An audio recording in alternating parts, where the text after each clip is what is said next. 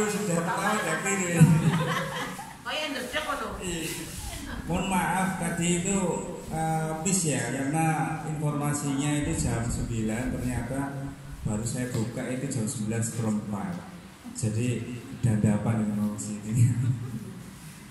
Terus yang kedua yang tadi mau lewat yang rumahnya Bu Munir itu ada lomba dari 17-an. Jadi gak muter itu ya. Ini sebelum dimulai kira-kira perkenalan diri ya. Kalau ada yang tahu kira-kira saya itu namanya siapa dan di kelurahan itu selaku apa. Kalau ada yang tahu nanti saya kasih hadiah. Gak pernah ke kelurahan. Sari. Sari ini harus lengkap ini. Sari. Saya perkenalkan, tidak ada yang tahu ibu-ibu ya. Saya perkenalkan, nama saya itu Emma Indira Dwi Nur Cahyo. Kenapa kok dinamakan namanya itu Emma? Dulu diambil dari Malang ya. Ketemunya orang tua itu di Porsema, Pekan Olahraga Seni Mahasiswa Malang. Jadi namanya Emma. Itu ya. Terus saya di kelurahan itu selaku kepala seksi pemerintahan dan pelayanan publik. Sedikit cerita, Kak, saya di kelurahan itu tahun 2022 itu. Sebelumnya di Dinas Pertanian. Jadi memang saya menjabat sebagai kepala seksi itu baru tahun 2022 di kelurahan. Dan kalau yang di pertanian itu saya tuh pindah-pindah Bu. Pertama tahun 97 itu di Dinas Peternakan. Kemudian gabung tahun 2000.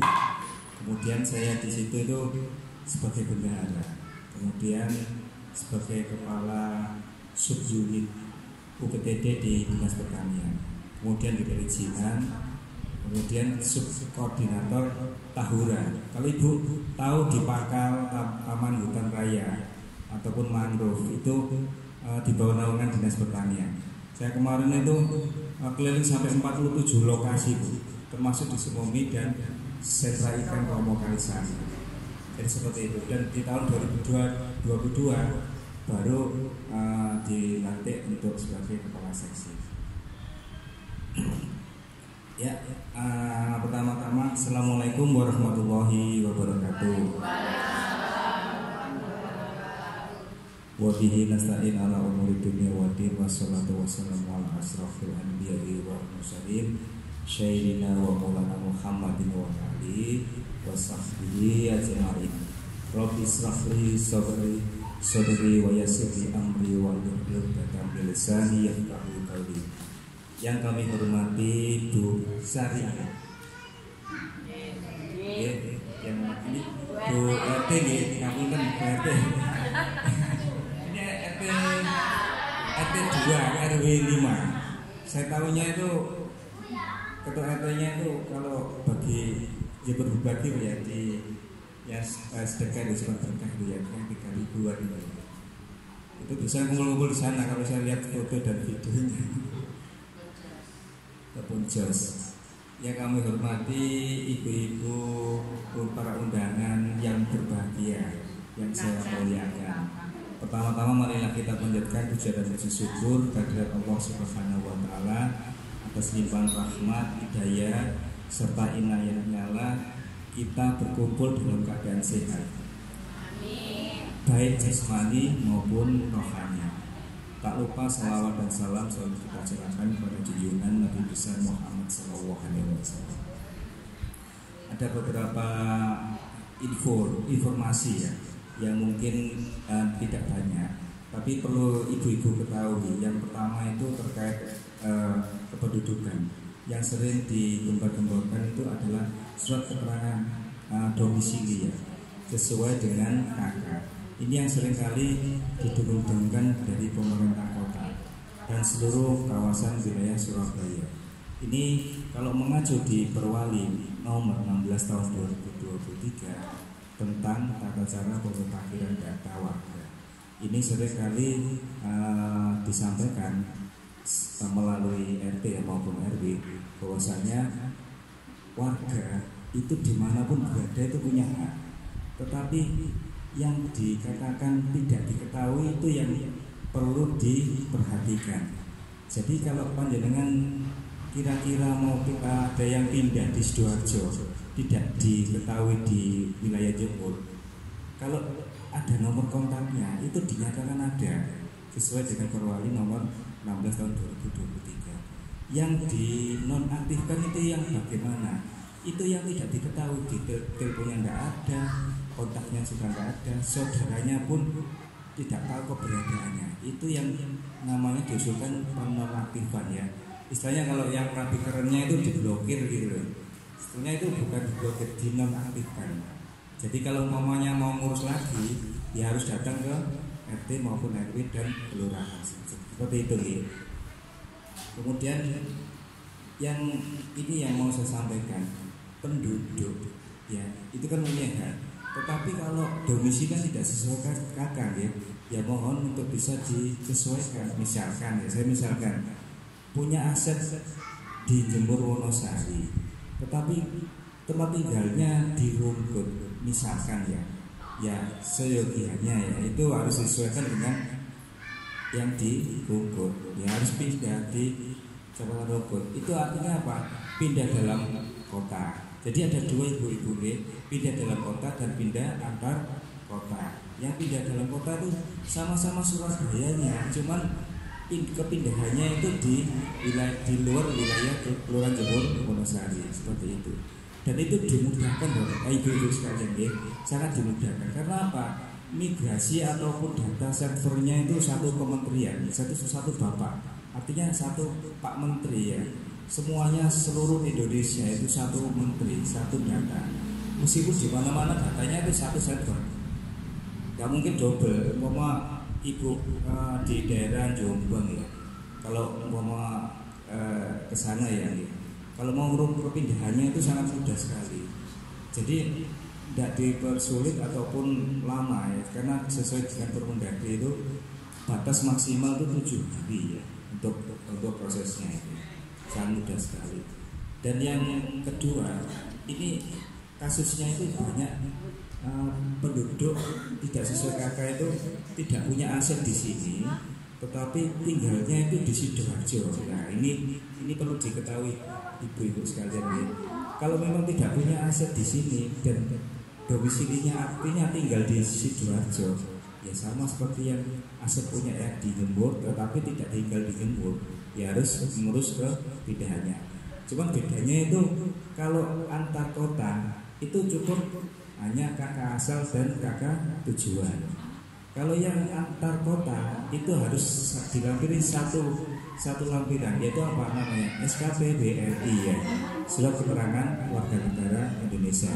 Itu dapatnya dari mana? Dari kelurahan asal.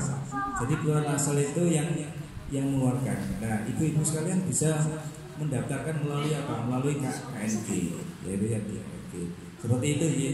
Mungkin ada pertanyaan sampai di sini terkait untuk domisili. Ini sangat penting ya, karena kalau memang tidak punya aset di sini, terus kemudian kakaknya masih di sini, tinggalnya tidak di sini. Nah ini segera diurus karena membebani keluarga kota. Artinya apa? Yang betul-betul warga Surabaya, Arepe Prekso, gitu, punya hak itu mendapatkan jatah kesehatan.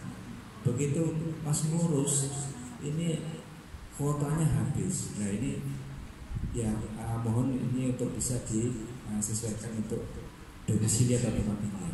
Saya kira jelas ya ibu-ibu ya. Untuk ya kalau memang nggak sesuai ya harus segera harus pindah gitu ya. Itu yang Perwali 16 tahun 2023. Satu lagi ini terkait untuk kos-kosan ya. Misalkan dari Lamongan mau ke Jember ya. Berarti kakaknya kan kakak Lamongan, tapi tinggalnya di Jember.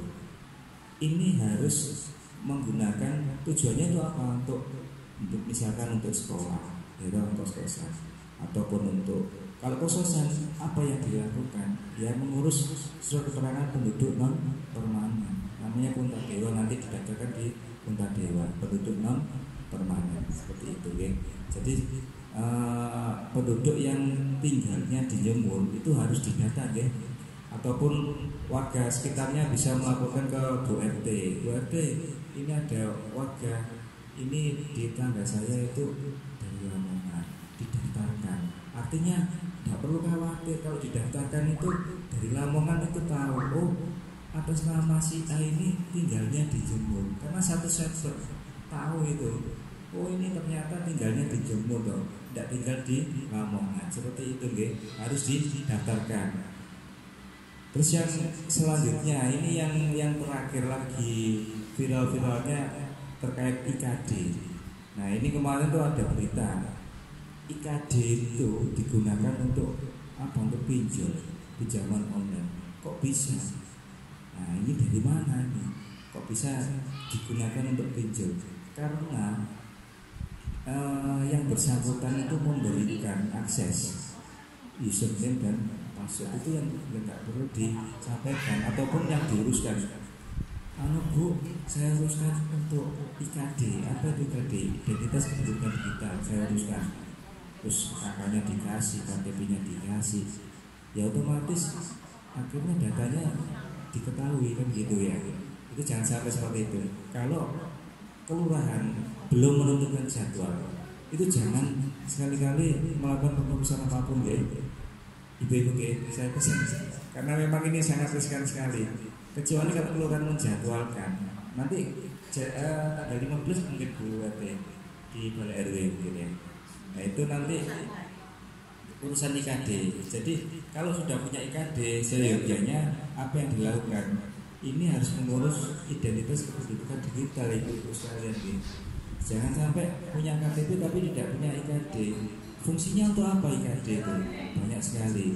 Yang pertama mengganti KTP fisik. Kemudian sudah mengurangi untuk produksi KTP fisik. Jadi semua berganti ke era digital. Jadi semuanya pakai digital.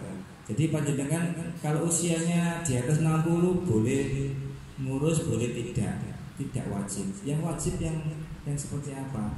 Yang di bawah usia 60. Tujuannya untuk apa? Yang wajib itu yang pertama ya untuk pengurusan masalah keuangan. Terus yang kedua untuk masalah pendidikan, untuk masalah kesehatan.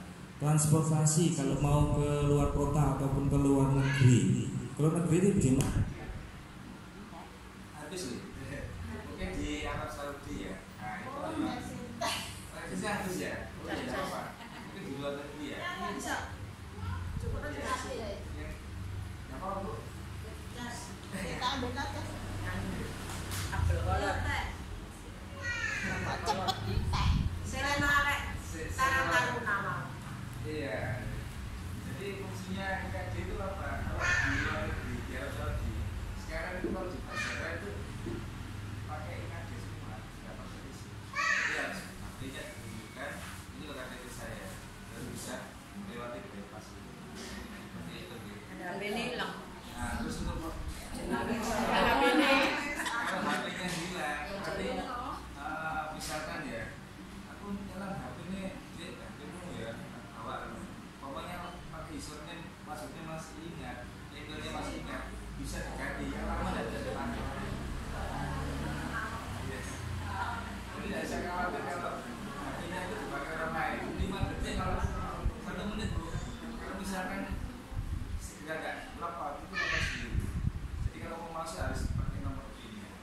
Nah itu yang bisa, nah itu aman ya. Kecuali kalau nomor PIN-nya dibawa ke orang lain. Yang paling penting ya, terus kita dulu begini. Di atas 60 tidak wajib, tapi di bawah 60 wajib. Kalau mau ngurus ya monggo, mau ibu mau ngurus ya untuk jadi anak-anaknya keluar negeri ya siapa tahu. Jadi harus komunikasi. Nah sekarang itu fisik itu sudah banyak.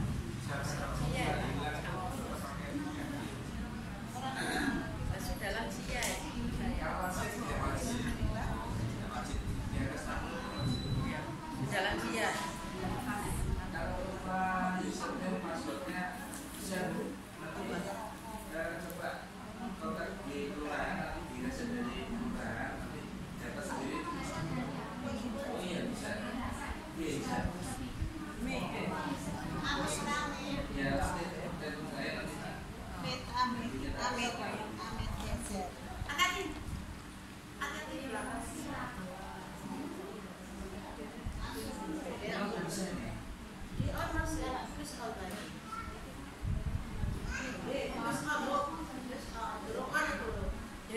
Ketentengan Jen. HP ini lho. Ketentengan iki lho.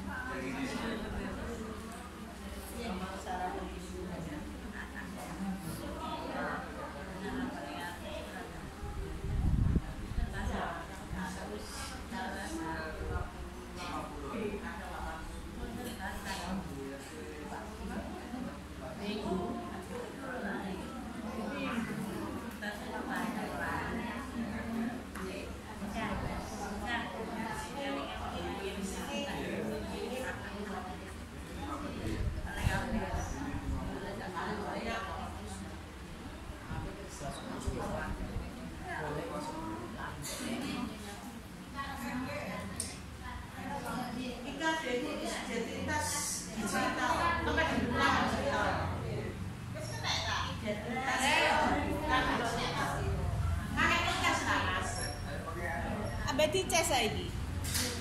Baterai.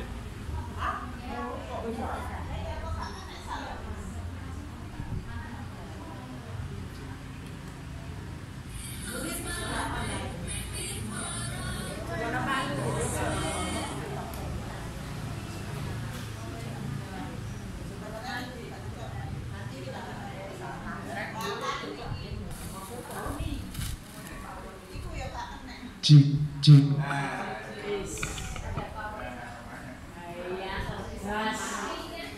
Tes satu. Nah ini sudah mulai menggema lagi nih.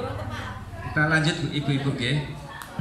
Identitas tadi ada pertanyaan apa IKD itu? IKD itu kepanjangan dari identitas kependudukan digital. Jadi sekarang kan era digital loh Bu. Jadi pengganti fisik daripada KTP. Jadi semua itu diadopsi ke dalam HP. Jadi baik KK maupun KTP. Jadi seperti itu. Jadi kalau kemana-mana nggak bawa fisiknya nggak ada masalah karena di HP sudah ada anggota keluarga baik KTP maupun KK. Untuk yang di perbankan juga sama Bu. Untuk pengurusan keuangan ini ditunjukkan aja untuk yang identitas kependudukan digital yang dari HP.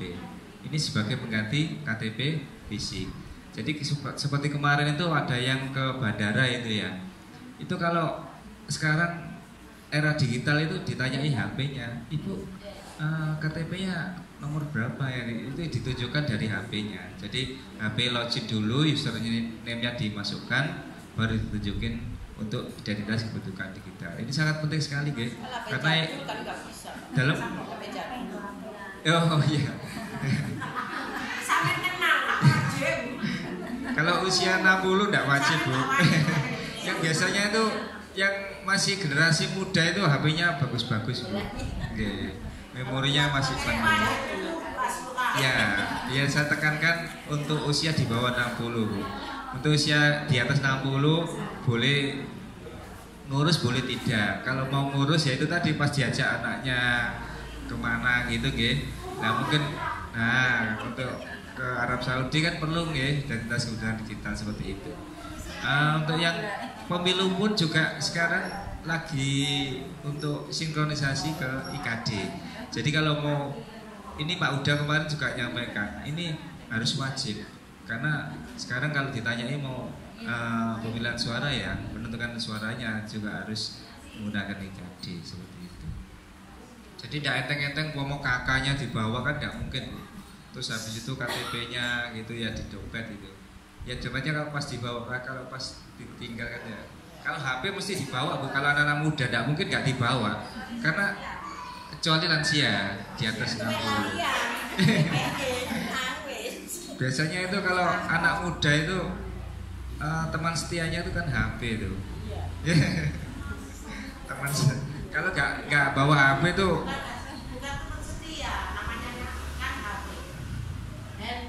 handphone di tangan, handphone. Berarti harus dibawa terus ya. Artinya itu harus di handphone. Berarti kan HP-nya ada di tangan. Berarti kemana-mana kebawa terus itu Bu, HP-nya itu. Jadi nggak usah khawatir Bu. Jadi kalau mama HP keteleset atau hilang ataupun lupa password ya, nanti cepat-cepat hubungi petugas kelurahan.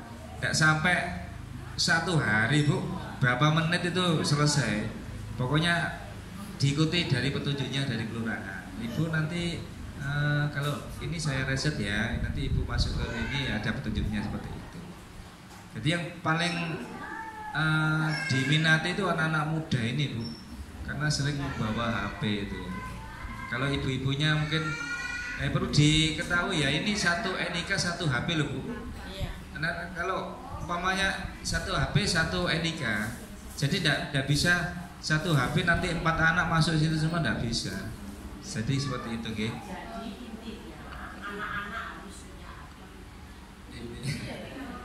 Jadi intinya anak-anak harus satu NIK 1 HP. Intinya ya betul. Ya, kalau anak kecil tidak Bu, karena ada KIA itu, okay? Tapi kalau anak masih di bawah 17 itu masuk anggota keluarga yang di orang tua. Jadi orang tua kalau sudah install IKD nanti anaknya masuk di situ semua. Jadi tidak usah ngurus IKD, okay? Kecuali kalau wajib 17 tahun itu wajib KTP kalau sudah 17. Ini mengingatkan ya, kemarin ada surat untuk pemberitahuan ini buat ya apa untuk wajib KTP yang usia 17. Ini mungkin barangkali yang belum ngurus perekaman KTP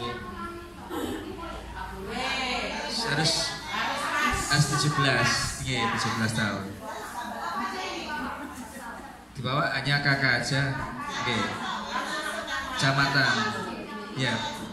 Karena perekaman itu adanya di kecamatan. Setelah perekaman nanti ditunggu untuk KTP fisiknya ya diatur. Ya, kalau jadi kakak barcode itu juga wajib Bapak Ibu-ibu sekalian, ya. Karena apa? Yang di IKD itu nanti tidak muncul umpamanya kakaknya jenengan ataupun kakaknya anaknya ya. Di kakaknya anaknya itu kalau nggak berbarcode itu tidak muncul. Jadi orang tuanya harus ngurus kakak berbarcode dulu, gitu.